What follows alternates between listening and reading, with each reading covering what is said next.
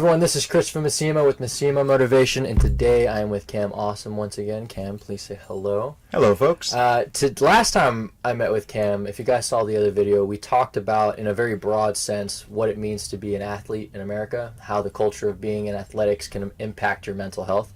Today I want to talk a little bit more specifically about how you combat that. And by you, I mean me. So how I combat that, the model that I use, and then I want to get Cam's perspective on how that fits with him personally as an athlete. And again, for those of you who don't know, Cam is an elite boxer. He's an Olympic heavyweight boxer, current champion, current heavyweight champion.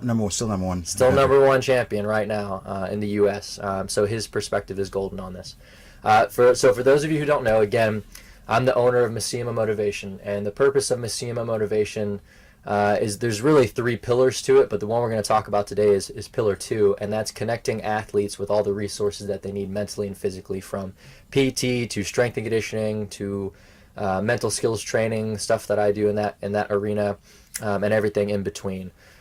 So when I work with athletes as a therapist or as a strength and conditioning coach, because I do both, I conceptualize the athlete through a model I created, which originates from sports psychology, health psychology, and exercise psychology research, and that's RAMP, which stands for relatedness, autonomy, mastery, and purpose. And these are the 4 things that I look at with all of my athletes to identify what they're struggling with and where we need to start off from a mental side. So this means go ahead. What was the first one? Relatedness, so relationships, essentially.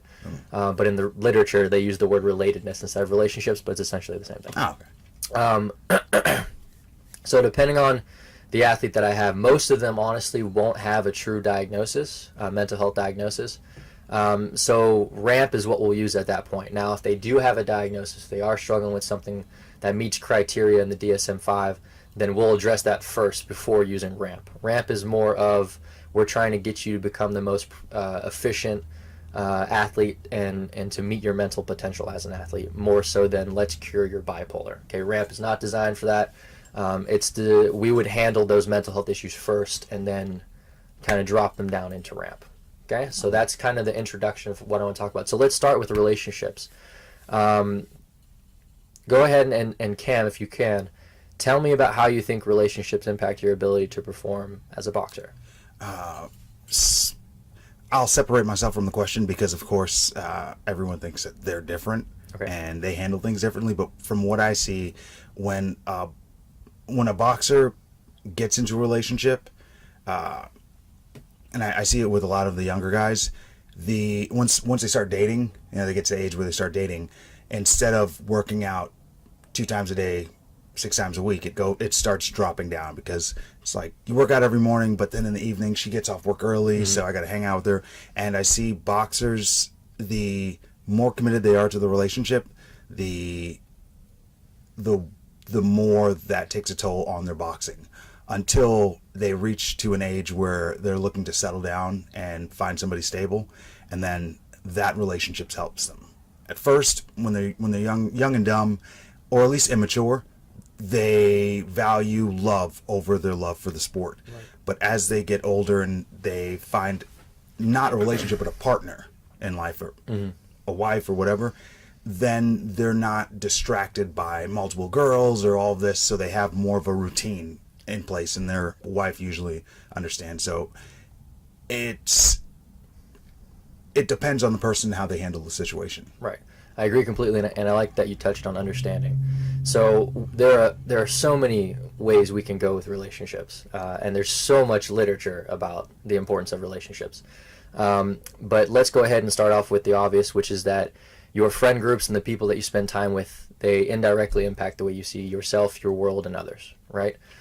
Having someone who isn't understanding of the athlete's time, so you brought up understanding, the person you marry obviously should be very understanding of your time.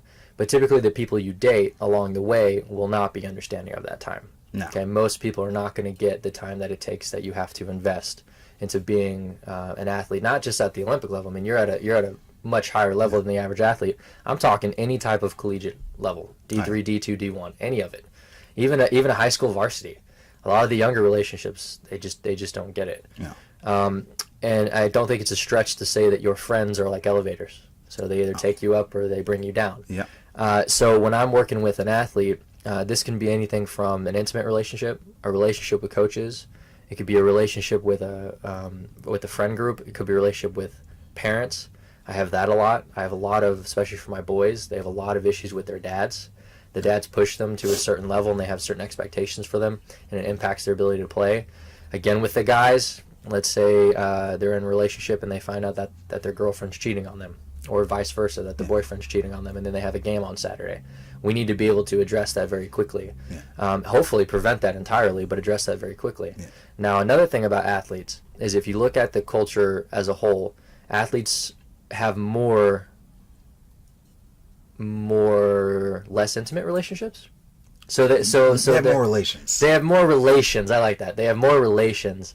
They are seen by the majority as more important. They are seen as the majority as gifted, as popular. And so if you're athletic junior high through high school, even when you're younger, but junior high through high school, more people know you and more people follow you on social media, and you're treated as more important.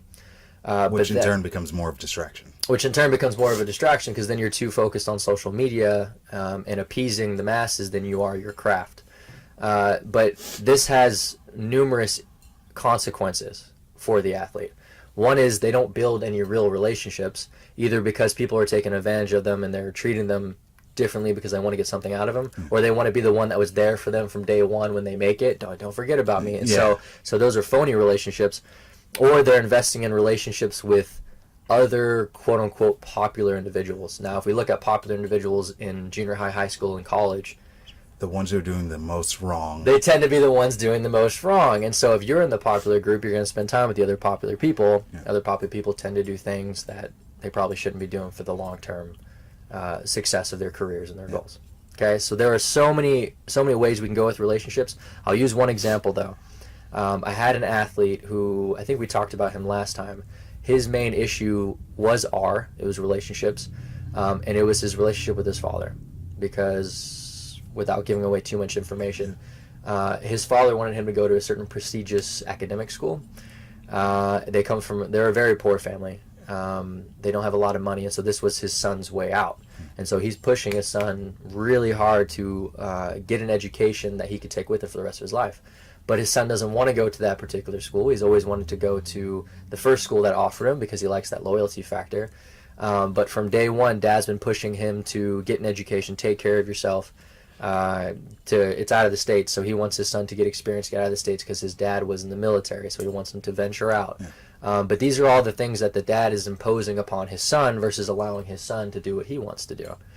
So we identified that as his primary issue, worked on that, brought in the father, worked on their relationship together, and as soon as that was fixed, you notice that a lot of his other issues with his depression and his anxiety during training camps, because this was during the summer, they kind of faded away. I like that. I like that you're not only dealing with the athlete itself, but directly with what is affecting the athletes. I take that. Yeah, the thing is, when most people think about sports psychology or any type of mental training, mental skills training, they always think of the time during performance. So they think of the 3 hours in which the athlete is engaged in play. But I'm a strong believer, and I'm pushing for this, that if you want an athlete to be successful in play, you need to take care of the other 6 days of their life away from play. The time that they're not engaging in sport is just as important as their time engaging in sport, because if I carry something in from my life, since we're on relationships, we'll start with that. If I carry in negativity from my relationships, I surround myself with this negativity, I'm carrying that negativity into the locker room. I'm carrying it into my ability to be the leader with my teammates. I'm carrying it into the focus that I have during training sessions and during my games. And it's just a spider web effect when you deal with relationships. So, and then the last thing I want to talk about in terms of R is relationship with self. I feel like the mass majority of young people, and I think this is throughout history, I'm not blaming millennials or Gen X or whatever we're on now, Gen X, Z, Y, whatever. They don't spend maybe not any time, but very little time reflecting on what they want and on who they are, because they're so busy chameleoning themselves into other relationships to be accepted that they don't really know where they stand on their own. So I have I'm again not going to name names. I've had a volleyball player who I feel like one of her main issues was kind of her self-esteem, figuring out where she fits on her own. She was also very popular in high school, but she didn't know where she stood kind of outside of that friend group. And now that, you know, she's going off to college and that friend group is being removed from her because everybody's going different ways, she's kind of losing sight of where she belongs and who she is, and she has to re-identify herself going into college. So that's another avenue that I see a lot of. So that's R. And again, the purpose of RAMP is to conceptualize the athlete, say, okay, where's the issue? Where are we going wrong here? And then having the athlete consistently take inventory of where they are on RAMP. Because if they take care of these 4 pillars, then they're more likely to be successful. So let's move on to A. A is for autonomy. So autonomy is another word for independence. So being able to make your own schedule, cook your own food. When they say practice is voluntary, you know it's not. Being able to hold yourself accountable, being able to take responsibility for your actions, things of this nature, that's where the autonomy piece is. Personal accountability. Personal accountability. So Cam, for you, how has it been, how much have you had to keep yourself responsible and accountable versus how much have coaches kind of been on top of you? That is one of the biggest issues I have. I taught myself how to box. I was just in the gym. I kind of saw what other people were doing, and if I saw someone doing something that I couldn't figure out why, because I didn't know, I logically looked at it and saw if it was something that I need to be doing. So there's a lot of things that boxers do in the gym because other boxers did it, and those boxers did it because their coaches made them do it. Right. There's a lot of tradition, and I believe tradition stunts growth, and a lot of things we do are pointless. So when I first started going to the boxing gym, I saw people hit the speed bag. Not only is it loud and obnoxious, but it also, you stand with your feet not in boxing stance, your hands are up here, and you're making this motion. Right. What reason do you have to do that? How is that applicable to, you don't punch anybody like that? No, if you can win a fight like this, I don't want to see your opponent. So I asked around, and everyone's like, hand-eye coordination. I was like, yeah, but I bet you can't hit with your eyes closed. Yeah, I can. Look. And it's very easy to hit with your eyes closed. So that cancels out the whole idea of hand-eye coordination. They say, well, it's building muscles. It's not an efficient way. You can lift weights for that, or at least even hold yourself up. That's a lot better workout than this. It does nothing. But I think maybe someone put in a boxing move in like 1950 and it caught on. So no one to this day has ever told me. And if you want hand-eye coordination, you take 3 tennis balls, you juggle. If that's too easy for you, juggle them off of a wall. That's what I do for hand-eye coordination. So I've always taken that idea with everything in boxing. I box a little unconventional, as they say, because that's how I taught myself to do it. Everything I do is planned. So when I won nationals, they put you on the national boxing team with the national coaches, and I've never had a coach before. And coaches, and I didn't join a team, but somehow I found myself on a team. And coaches will tell you when to wake up and when to go running. And sometimes I wake up at 4 a.m. and I'm like, I'll go for a run. And sometimes I wake up at noon. I'm just like, I don't think I'm going to run. I don't feel like I need to run right now or today. And I play everything by the day and how I feel personally, because that's all I've known. Right. But when you're on a team, you have coaches telling you what to do. And if you don't do it, it looks like you're not listening to them. And my belief is, I should have a say in what I do, even on the national team, because I earned the right to be there. Right. People say you should feel lucky that you get. Not. I'm not lucky. It wasn't luck on how I got to the team, and the coaches will say, "Well, I've been doing this for 40 years." One coach made us wake up before 7 a.m. to go running because if you run in the morning, the air is cleaner. Do you think the earth cleanses itself after 6 hours? No, it doesn't. It's silly. And he's like, well, back in the day, that's what we used to do. I've been boxing before you've been born. It's like, you can do something wrong for a very long time. So never let tradition stunt growth. We also don't do lobotomies anymore. Yeah. And that was just 20, or maybe it was 30 years ago. It was 30 years ago. We didn't even know about DNA until like Muhammad Ali. Yeah. Back then, they said woman weaken legs and water makes you weak. So abstinence, I guess that there's beneficial to that, even if it's not true. Sports science disproved that one with Chris Bird. It was a great episode. But also, you have the dehydration. Muhammad Ali was fighting dehydrated. Right. Imagine if he had sports science today. Imagine how better of an athlete he could have been. So that's my issue. So I am 100% personally accountable. So let me get this straight. Just to be clear to any viewer that's watching, you're not anti-coach. You're pro. Think for you're pro. Think for yourself. Question the status quo. You're not anti. Take advice. Oh, no, Because no. being coachable is very important. But I tell all of my clients, whether they're strength and conditioning or their mental health, I said, if you don't agree with something, tell me. Yeah. Right? I think part of being coachable is also being respectfully conflicting, meaning that you question what I'm saying because you're thinking about what I'm saying. I lacked the tact to explain that properly when I was younger. Right. And I found myself because I always spoke up. If there's an issue, if it was my issue, I definitely spoke up. If someone else mentioned an issue, Right. I spoke up as if it was my issue because I know everyone on the team doesn't want coach to be mad at them, and I don't really care who likes me. So I would bring the coach all of the problems, and eventually I found myself as captain of the team. And you can't be that much of an individual. You can't have 10 individuals and still be a team, so there has to be some give. And through maturity, I found out that I needed to be a better leader. I'm not one that's big on prayer, so I never did team prayers. And after some years, I realized after our team session's done, a few kids will go off to the side and they'll pray or whatever. And I'm just like, well, if we're a team, whether I believe in it or not, or whoever believes it, I started calling team prayer. Right. And you can do a vague God or whatever, and so everyone can kind of feel included. But I saw that less of a religion thing, but more of a team activity. Right. And it took years for me to be able to even think of that. So, but there's some things that I'll stand behind hard. Going running as a team, there's no reason why a 108-pounder needs to run with the heavyweight. I mean, we have different bodies, we have different recovery rates, we have different styles of fighting. So there's always been that issue. My coach is the best coach in the world because he lets me do what I need to.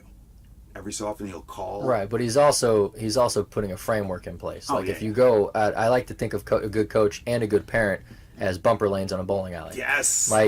You have to let the athlete hit one pin every now and then in order for them to realize what it takes to hit a strike. Yeah. But as soon as they're about to gutter, you got to reel them back in. But good coaching isn't bringing the gutters closer, and then telling them where to go. It's allowing them to figure it out on their own. Yeah. And my coach,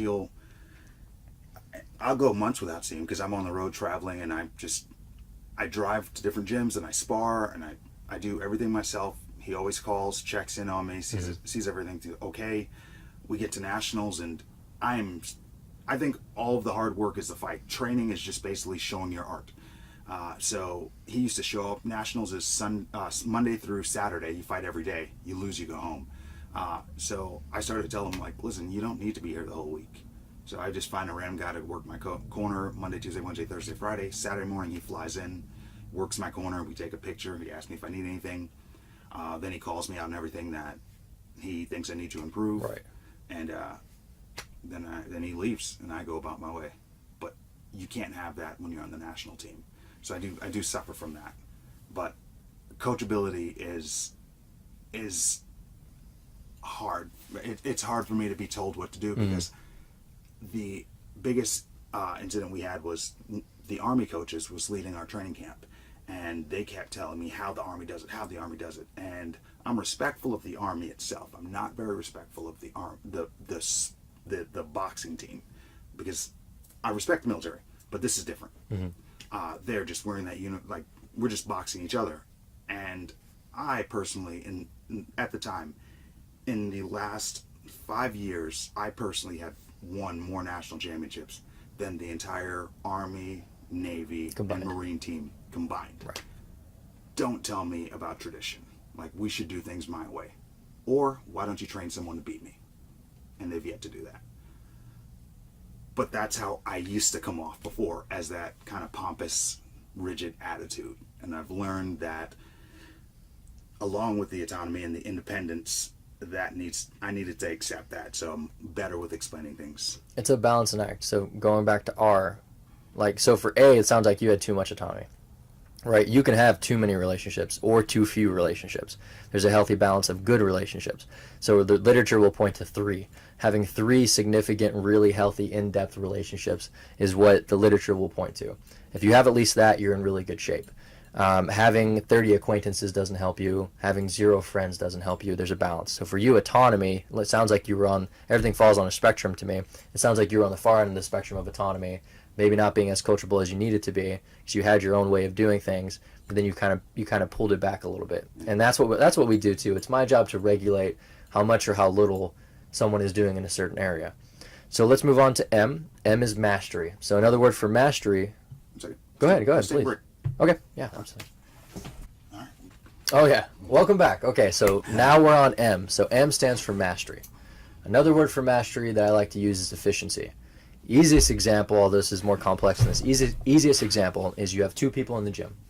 Both are in the gym for 1 hour, but both people don't leave with the equal amount of production, right? So making sure that when you go into something, whether it be your academics, your relationships, whether it be business or a training session or the game, whatever you're doing, that you're being very efficient with your time.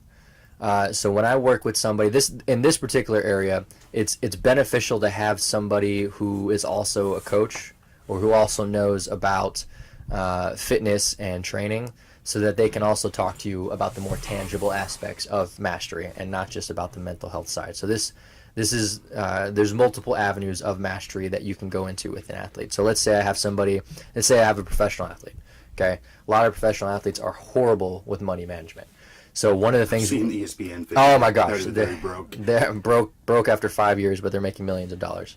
So that could be an avenue that we go into. It could be for them mastering their finances. So it's my job to be very well rounded in my knowledge base so that I can facilitate the need of the client in terms of their efficiency. But the easiest example is definitely the more tangible training examples. And so with a lot of my athletes, I'll also kind of give, hey, what were you doing for training this week? Because I'm a strength and conditioning coach. I'll say, what were you doing for training this week? And we'll collaborate on that. And you help mastery, time management falls under that as well? Time management, basically anything that can make you more efficient. So I hear this all the time, right? Work smarter, not harder. That doesn't make any sense. You should do both. Why would you not do both? If I can do what you do, and if it takes somebody 2 hours to have a successful workout, and I can do that in 1 hour, great. But I should also put forth more effort than that person did for 2 hours too. Just because I can cram what they did in 2 hours into 1 hour doesn't mean I'm still putting forth equal or more effort than they're putting in. Why would you not be both work smarter and harder? Why would you choose one or the other? Yeah, I've never understood that. I've never understood that saying at all. So that's what we're going for, is getting the athlete to work smarter and harder. I think that analogy only works well for like boardroom and office work, where you don't have to worry about exerting yourself. You're not judged on your ability to exert work. So you're not. That's a valid point. So that's a valid point. Yeah. If you're in an office, it's like work smart, not hard. Yeah. Instead of running from place to place, get a rolly chair and just slide over, and that way you're being a little more efficient. But I guess you need to build endurance. So why wouldn't you work hard? Well, I just don't think. Well, that's a good example, but I also don't think even in any type of business injury or the corporate world, I don't think you're gonna become hyper successful working 40 hours a week. You still have to work harder. Like you like 40 hours a week, guys. That's like Wednesday. You know what I mean? Like you should be done with that by Wednesday. If you want to be really successful, it's just how it works. So you can't do one or the other. You have to do both. And so if I have an athlete, a lot of athletes, unfortunately, they're not great students. They're just not. A lot of that's because of time management. A lot of that is because from an early age, they got special treatment. And pass and play. Yeah. Pass and play. And so, so I just got to put... I've literally seen this. I don't know if we talked about this last time. No. I've literally seen, I think it was an offensive lineman, write his name on, this was in high school, write his name on the test. Turn it in. He's the first person to turn it in, and he passed. Didn't answer any of the questions, but he passed. Yep. Yeah. And so that's not going to fly at a lot of colleges, though. And I've seen, when I went to Baylor, I saw athletes have to get carried around in golf carts They have to pick them up at their apartment, take them to their class, pick them up from their class, take them to their next class to make sure that they're actually going to class. Otherwise, they're not going to be able to play. And so making sure that we get on that early, or when it's, when they're in college, preferably earlier, is really, really important for these athletes. So there's multiple ways you can go with mastery. But I think that happens because the athletes are getting that free ride to college, and with an exception of just a few, because I know a lot of NFL players, after they're in the NFL, they still went back to school and got their doctorates. I remember seeing a list of all the athletes, and I admire that. But the rest of them, they're just an investment. So, they're not going to use the degree. The college, the university knows that, and they're spending that much money for them to play on the team. The athletes have that leverage of, what do you do, fail me? That part sucks. Yeah, and depending on the university, the answer is no. I've heard some stories. No, answer is no, like they're not going to fail you. Oh, yeah. The answer is no, they're not going to fail you. It depends on the university. I don't think a Stanford's going to let their players get away with it. But we're not going to name names. We're not going to name names. So we're not going to throw any schools under the bus. But it does happen. It does happen, and it's unfortunate. So that's the shortest version of M. And again, for anybody watching, I'm trying to simplify as much as I can, because this is based on probably thousands of research articles. I haven't read all 1,000 of them, but there's a large database that covers all of these, and so I'm trying to simplify the ideas as much as I possibly can, in the same way I would with somebody that I'm actually working with, so that they kind of understand the purpose of ramp. But let's move on to P. Now, P, well, that's not that simple. Purpose is. Do you remember the song OPP? No. What's that? You down with OPP? Yeah, you know me. Oh, yeah. A little bit. I think maybe. When would that come out? Was that the 90s? Yeah, it's in the 90s. But also... 92, man. Oh, yeah. Also, a lot of people know this. Go and read the lyrics to the song. What about them? Other people's problems. Oh. Then read the lyrics. Yeah. It's not problems. What is it? The last P, well, it's not that simple. And that's the part of the song. And it's basically other men's girlfriends. Oh. It's a terrible song, but no one knows it because they're just, who down with OP? It's a very catchy song. It's very catchy. Yeah. That's like a halftime. I just figured this out like 3 years ago. Around. I've been singing the song for like years. And just fun fact. The more you know. So you could probably find that on YouTube. Yeah. Just type in lyric video. Yeah. And you could probably get the lyrics to it. Mind blown. So P is purpose. And that's probably the most complicated one of the four for anybody to get. And again, you don't have to be an athlete to use ramp, but for somebody any athlete that's going to go Division 3, 2, 1, or to the pros, their identity is going to be mostly wrapped up in athletics. So if I ask them, the question of who are you, or what is your purpose, they're going to answer. Think of an iceberg. They're going to answer with the tip of that iceberg, and they're going to answer with something related to being an athlete, probably, and that's not what we're looking for.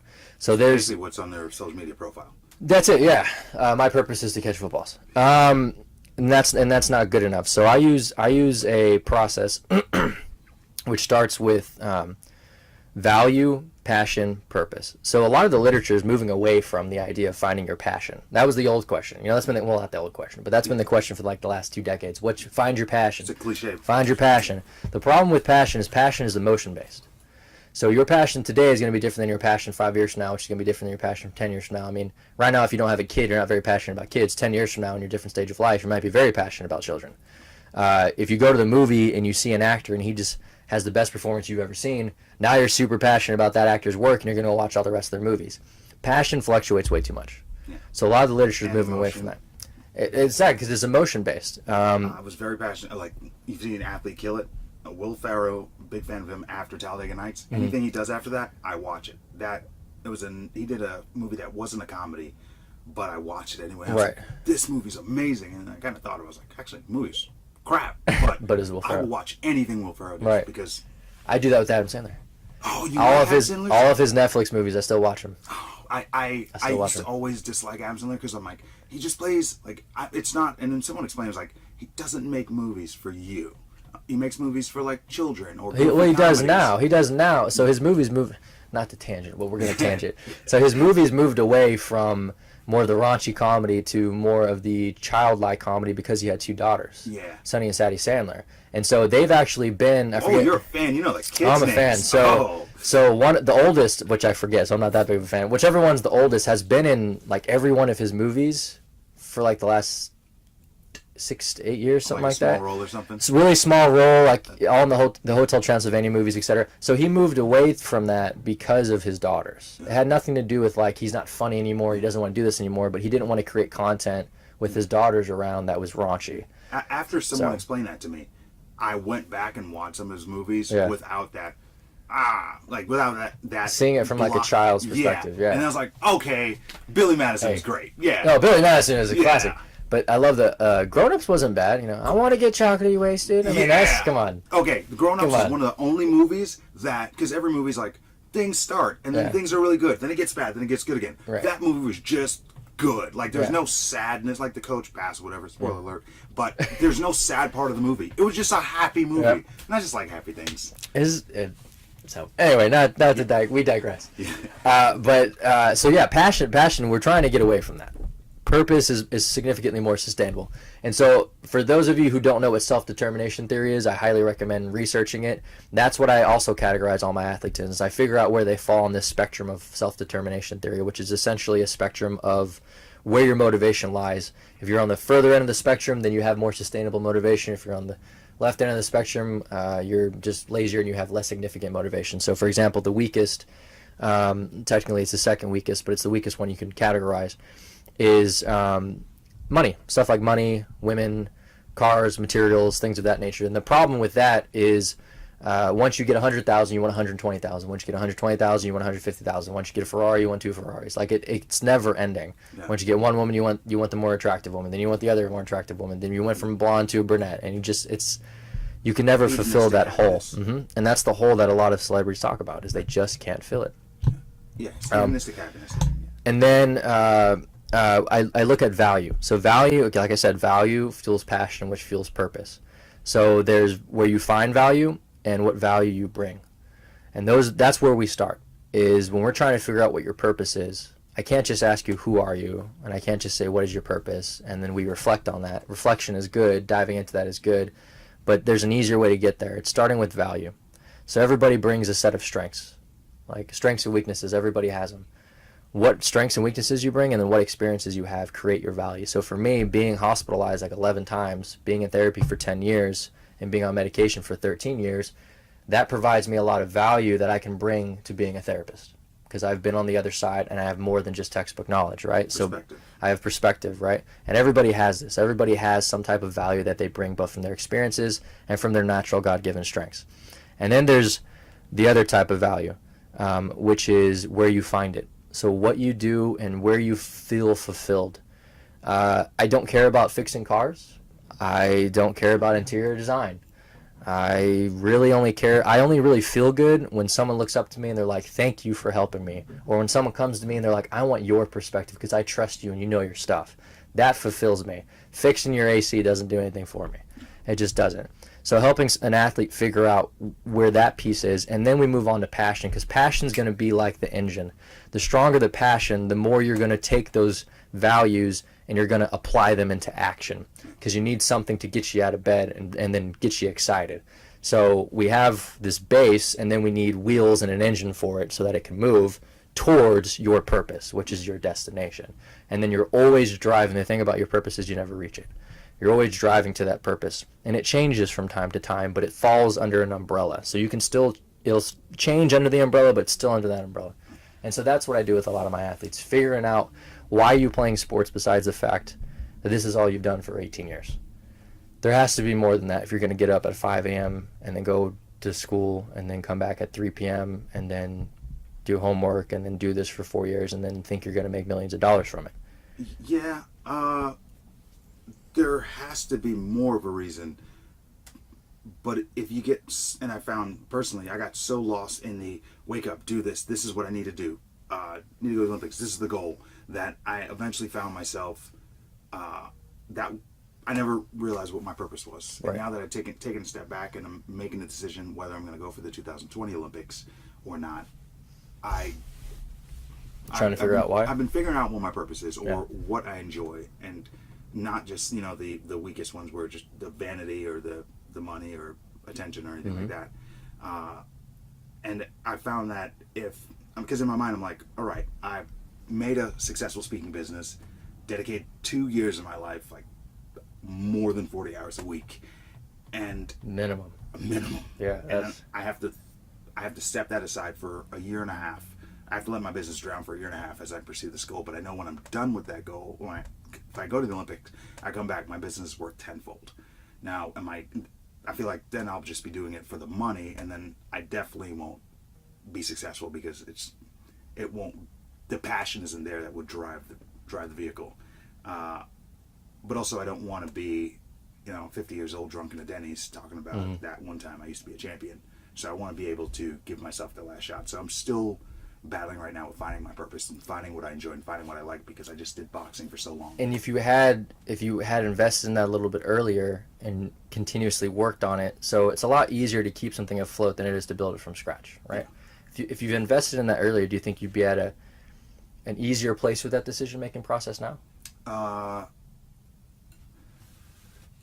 No, because the more successful my business becomes, the less I want to box. Yeah. But also, the more successful my business becomes, the more I have the opportunity to box.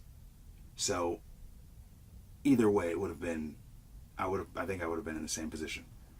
You and I are definitely going to have to talk a little bit more about this. I think we're definitely going to have to talk a little bit more about this. You do Skype sessions?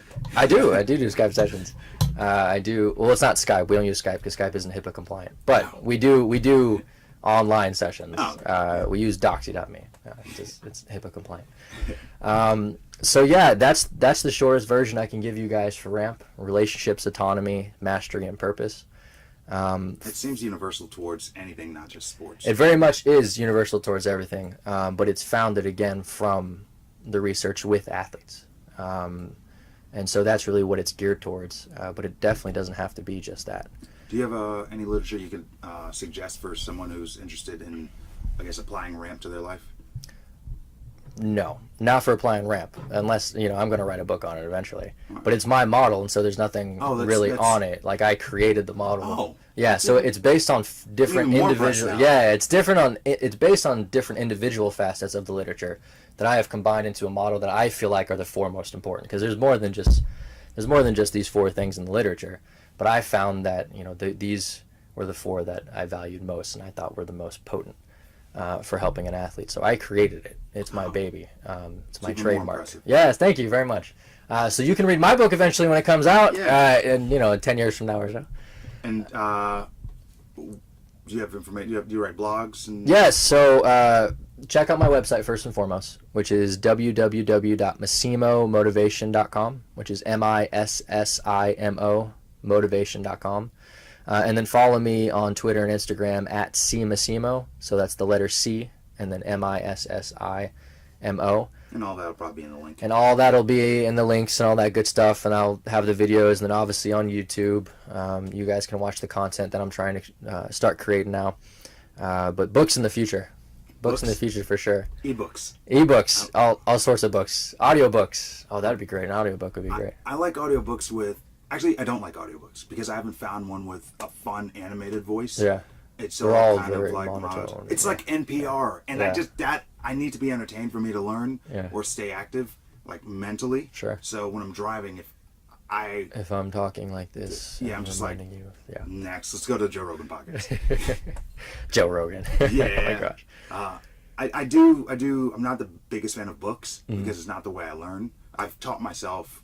I've always known how to pronounce words and that, but I've taught myself to learn how to retain information after reading it, because that's where I struggled. But I do learn better if it's two experts with conflicting opinions discussing. Conflict. Yeah, or just like healthy conflict. Yeah, so it's just like a debate, because if I wrote a book on the brain and anything I say, I'm not questioned, and if something comes up that that contradicts something I said in a previous chapter, I just skip over that part. And you don't have to be held accountable. But in a debate against another expert, you'll stop me and call me out on something, and I need to explain myself. And therefore, you have better information. And it can be a friendly debate, and that's how I retain information better. Well, I'm glad we're doing this then. Yeah. We'll have to have But I am agreeing with everything you're saying. Yeah, well, I'm sorry. Well, that's not necessarily a bad thing. That means I'm probably doing something right. Yeah. Well, do you want to give them your go ahead and give them your information as well? You got to follow him on Twitter. I'm telling you, got to follow him on Twitter. I've recently had like a intervention talk about my posts. Who? Some things come off as Do you? Yeah. Do you? Let Cam do Cam. Oh yeah, but he was right. Some things I say because I have a lot of opinions in my head, and in 240 characters, it's very easy to get it convoluted. Yeah, miscommunication. But you can find me at celebritysportspeaker.com or at CAMFAWESOME at CamFAwesome on all social media sites. Awesome. Thank you guys so much.